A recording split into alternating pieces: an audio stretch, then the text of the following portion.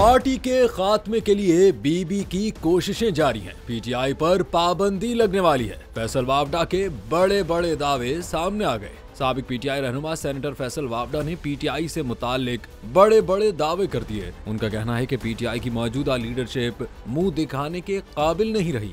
मुजाहिरीन में किराए के लोग शामिल थे।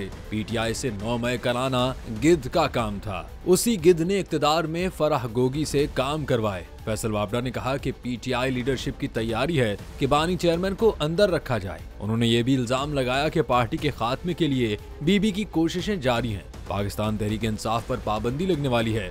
जल्द ही पीटीआई से मुखलिस लोगों की पीटीआई पाकिस्तान बन जाएगी, जबकि उनका अपने बारे में कहना है कि मैं सिर्फ बानी पीटीआई को बचाने की कोशिश कर रहा हूं।